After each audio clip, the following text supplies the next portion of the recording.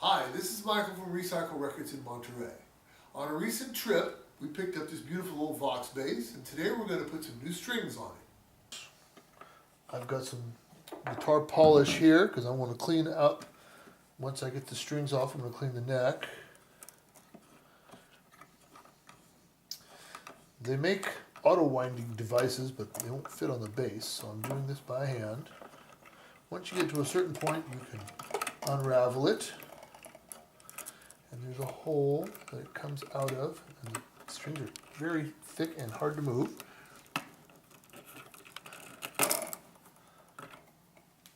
To get it all the way out, it won't go out that hole very easily, so I'm going to cut off the wound part. After cutting off the coil, you can pull the entire rest of the string out. It goes through this little bar here. There's a hole in the bottom. Comes out just like that. We're going to do the next one. Wait a minute.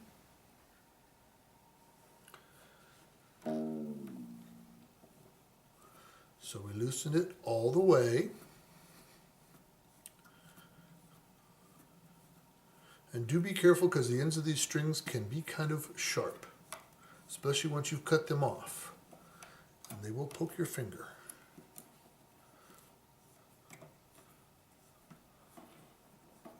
Once you get it past a couple of coils, you can unwind it like this.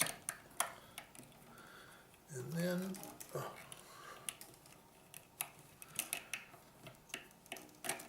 again, you have this coil here, which is hard to get through the opening. So what you want to do is take your diagonal cutters and cut it off.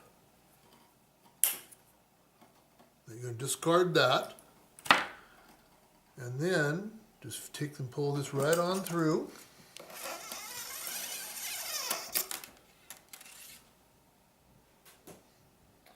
And we do this each string.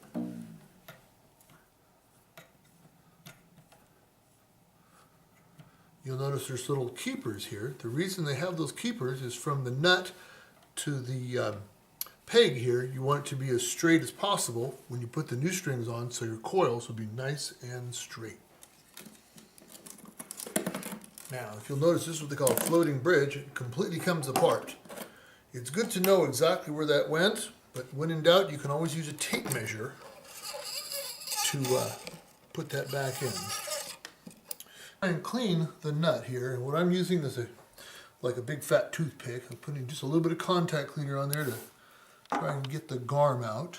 You can do this with a piece of string. The reason we do this is because you want these strings to move freely in here. You don't want them to bind. And when I'm done, I'm going to give it just a little, there's some garm in there, all right. I'm going to give it just a little bit of WD-40 so that the string can move freely in here. Now, you don't want to put too much on, but you do want it to be clean and move freely. One of the reasons you want to replace your strings is that when the old strings sometimes won't hold their tune very well, and also sometimes the strings will bind here in the nut. So you want to make sure you get that nice and clean. And then I have one of these WD-40 with a pencil. This is kind of nice. Let's see here, we got it coming out. Yep. And I want to put just a little bit in each one. I don't want to over lubricate it.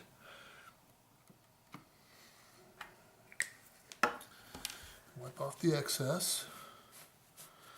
So when the new string goes in there, it will move freely in the nut. Okay, so the strings that I'm putting on today are flat wound strings. I happen to like flat wound strings. They're easy on the fingers. They have a particular tone, more like an old style upright bass. Put the bridge back on. Where did we put it? Right here.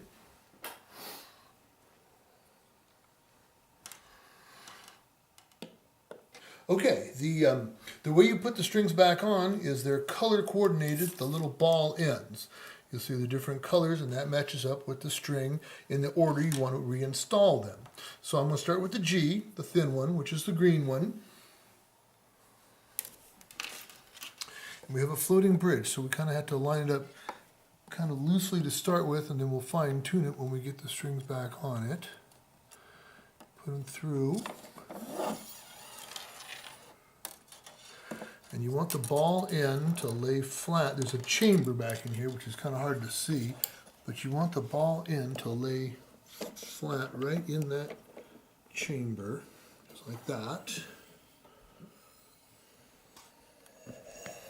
And then all the way up here, and you put it in the hole. So there's a hole there in the pin. You put it in the hole, and I usually make it about that, and then I start winding.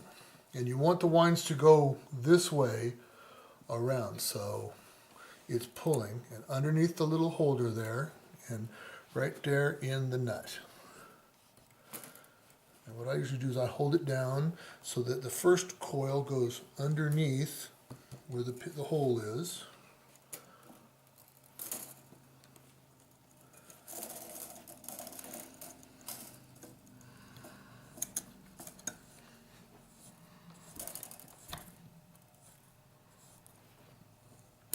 And then you don't have to go too tight to start with. You just want to get it on there so it stays on there.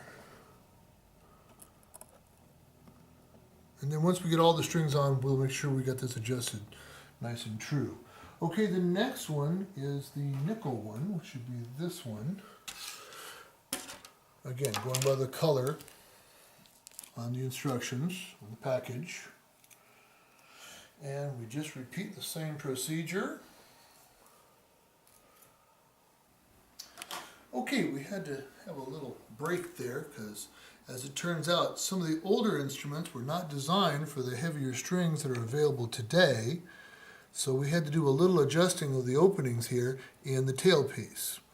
I used a very small drill bit. If you're not comfortable doing that to your own instrument, you might want to consider finding a luthier in your area. Okay, so back to the step we were here, putting this string in the opening. And again, I usually leave a little bit of slack, and then it hooks under here, and I usually hold it up here so that the first wind makes sure it goes under the string that's sticking through the opening in the barrel here. Once it's got one wind, then I can go ahead and wind it up. And I don't need to really worry about getting it tight now, just taut so that it holds the bridge in place. Continuing on with the D. Same thing, we find the opening. Slide it through there.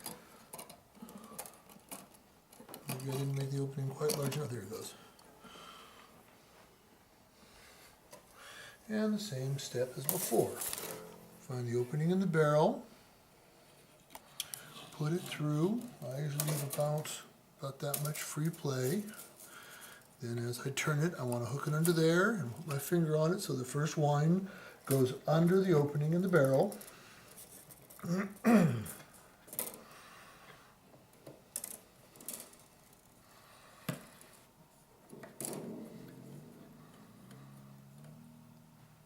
And then we go on to the red one, which is the one I dropped,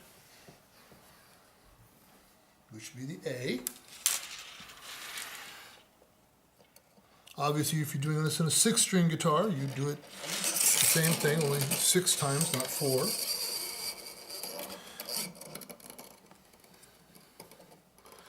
I didn't get that one seated. See how well these are seated? That one's not seated as well, so I want to realign that one.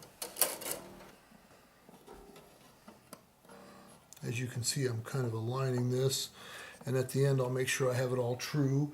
We'll test it with the instrument plugged in.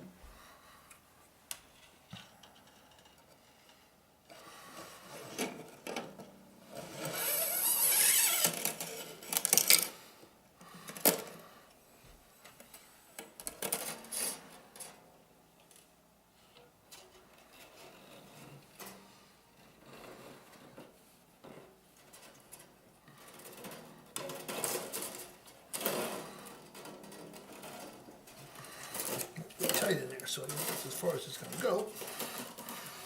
This one may have an extra wind or two on it. I talked to a guitar technician that says sometimes you'll even have to hone out the opening in the barrel to fit some of these strings as well.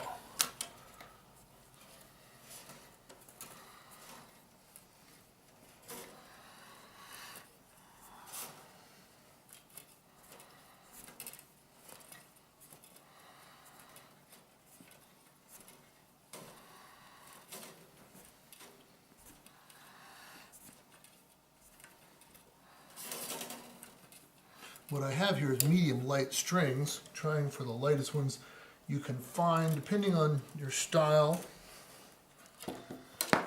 you may take a couple of sets of strings to find out exactly what fits your needs the best. Now I'm going to loosen that one and realign that ball down there.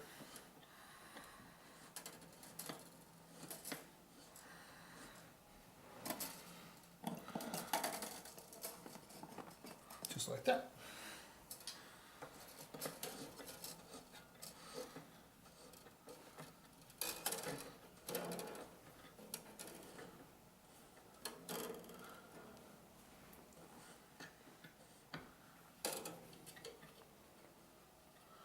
And at this point, the next thing I would do is get my guitar tuner out, and I would tune it,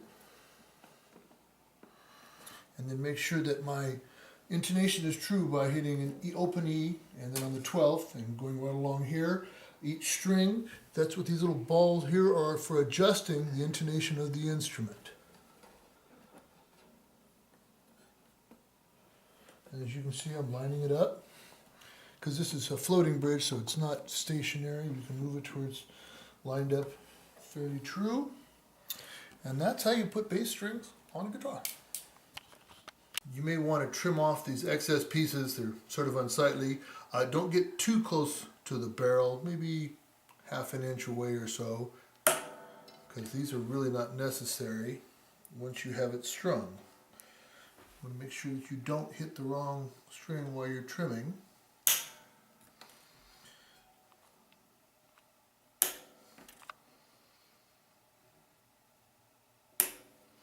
And then also keep in mind that when you put stretch strings on, they're going to want to stretch, and it may take a few hours of playing before you get them to be holding their tune. That's pretty much all there is to it. If you have any questions or comments, you can contact me at the website. Thank you very much.